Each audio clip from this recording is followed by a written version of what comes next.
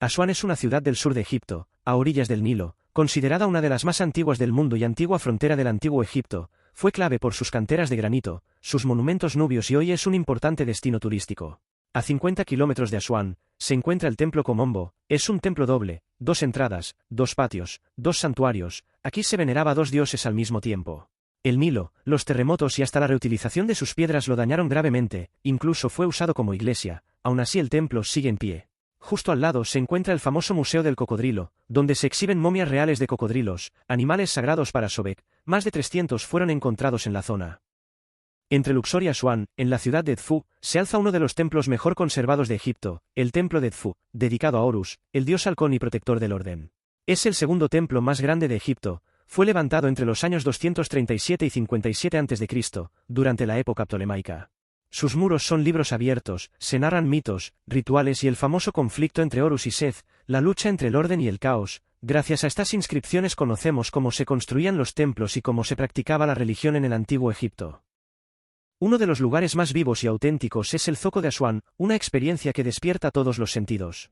Aquí los colores, los aromas y los sonidos se mezclan en cada rincón. Entre los puestos puedes encontrar especias, hierbas, frutas, artesanías, textiles, productos de cuero y la ropa tradicional nubia, reflejo de la historia y diversidad cultural de la región. El Zoco de Asuán no es solo un lugar para comprar, también es un espacio para convivir y observar la vida local. Muchos visitantes se detienen a tomar un té, fumar sisa o escuchar canciones clásicas egipcias mientras disfrutan del ambiente relajado y acogedor. El Museo de Nubia. Este lugar nació gracias a una gran misión internacional para salvar los monumentos nubios que estaban en peligro tras la construcción de la presa de Asuán. Todo comenzó en 1959, cuando Egipto pidió ayuda al mundo, la ONU y la UNESCO respondieron, y años después se hizo realidad este museo. El museo ocupa 50.000 metros cuadrados, rodeado de jardines, con 3 plantas de exposiciones, biblioteca y centro de información. En su interior se conservan más de 3.000 piezas, desde objetos prehistóricos hasta la época islámica, pasando por el periodo faraónico, griego, romano, bizantino y copto. Una de las obras más fascinantes del antiguo Egipto es el obelisco inacabado. No está en un templo ni en un museo cerrado, sino en plena cantera, justo donde los egipcios extraían el granito para construir sus monumentos más grandiosos. Este coloso de piedra comenzó a tallarse directamente en la roca hace más de 3.500 años. La idea era crear el obelisco más grande jamás construido. Pero algo salió mal. Durante el trabajo el granito se resquebrajó y los artesanos se vieron obligados a abandonarlo. Hoy podemos verlo tal y como lo dejaron, aún unido a la roca madre con marcas de herramientas, líneas de trabajo y huellas del proceso de construcción perfectamente visibles. En el río Nilo, justo frente a la ciudad de Asuán, se encuentra Elefantina, una isla pequeña que fue un punto importante del antiguo Egipto y hoy forma parte del patrimonio de la humanidad. Durante miles de años fue un centro militar, comercial y religioso clave, controlando las rutas que conectaban Egipto con Nubia y el África interior. Aquí se encuentra el Nilómetro, una estructura utilizada para medir el nivel del Nilo. También vivió una comunidad judía hace más de 2.500 años, algo excepcional en el antiguo Egipto. Hoy es un museo al aire libre, templos, inscripciones, pirámides provinciales, restos arqueológicos y el Museo de Asuán, todo rodeado por pueblos nubios que mantienen vivas sus tradiciones. Con casi 7 hectáreas de superficie, el Jardín Botánico de Asuán es un auténtico paraíso verde donde conviven plantas exóticas de los 5 continentes, palmeras rarísimas y miles de aves. Este jardín se encuentra en la isla de Kichene, en pleno río Nilo, justo frente a Asuán. La historia del jardín comienza a finales del siglo XIX, cuando Lord Horatio Kitchener, comandante del ejército británico en Egipto, recibió la isla como regalo. Apasionado por la botánica, decidió transformar esta isla desértica en un espectacular jardín. Hoy el Jardín Botánico de Asuán es uno de los lugares más tranquilos y bellos del Nilo, un oasis tropical que demuestra que Egipto es mucho más que pirámides y desierto. Frente a Asuán, al otro lado del Nilo, se alza una colina que guarda historias de poder, viajes y ambición, Kubbet el Jawá, conocida como el Valle de los Príncipes. Aquí se enterraron los grandes gobernadores, generales y exploradores que controlaban la frontera sur de Egipto hace más de 4.000 años. Desde esta colina vigilaban Nubia, dirigían expediciones comerciales y protegían el reino. Las tumbas, más de 80 excavadas en la roca, pertenecen sobre todo al Imperio Antiguo y Medio, son anchas, con grandes salas sostenidas por pilares, patios simbólicos y puertas falsas para el culto eterno. Algunas aún conservan restos de estuco y pinturas que narran la vida real de sus dueños. Frente a Asuán, se alza una construcción que no parece un monasterio, sino una fortaleza, el monasterio de San Simeón, uno de los lugares más sorprendentes y menos conocidos de Egipto.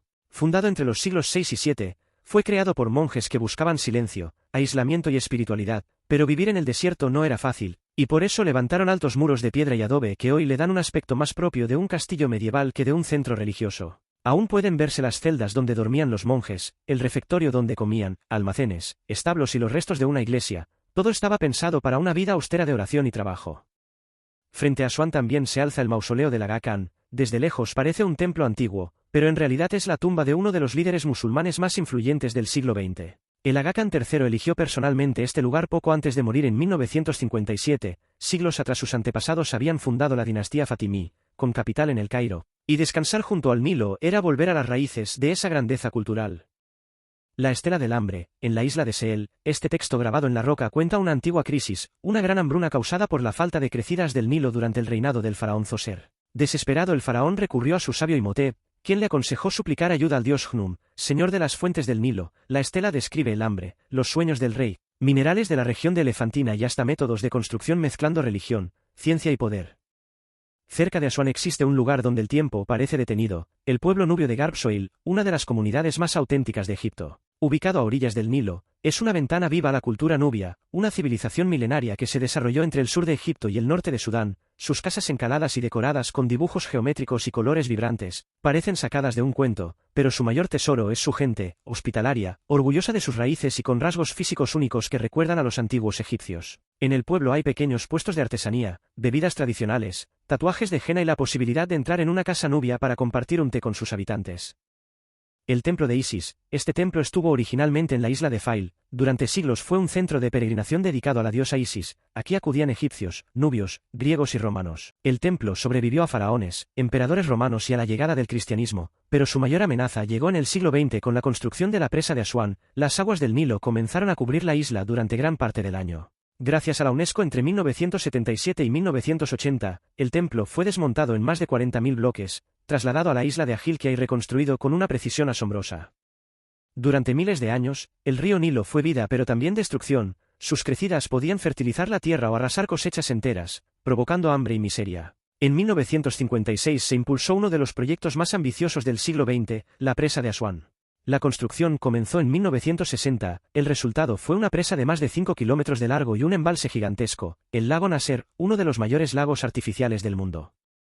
El lago Nasser es un mar en pleno desierto creado por el ser humano, nació cuando Egipto decidió domar al Nilo con la construcción de la presa de Asuán. Con más de 500 kilómetros de longitud, se extiende desde el sur de Egipto hasta Sudán, inundando antiguos valles donde durante miles de años vivió el pueblo nubio.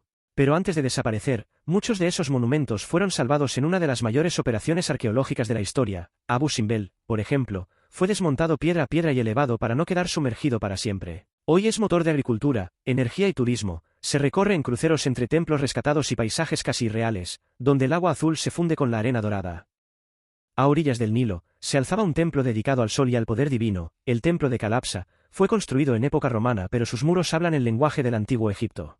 En sus muros quedaron grabadas historias únicas, desde decretos romanos que prohibían la entrada de cerdos al templo, hasta la victoria del rey nubio Silco.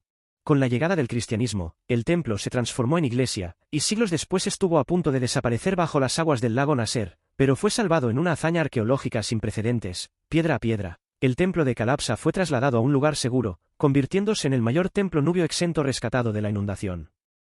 Imagina un templo tan colosal que fue cortado en miles de bloques y movido montaña arriba para salvarlo del agua. Ese lugar se llama Abu Simbel.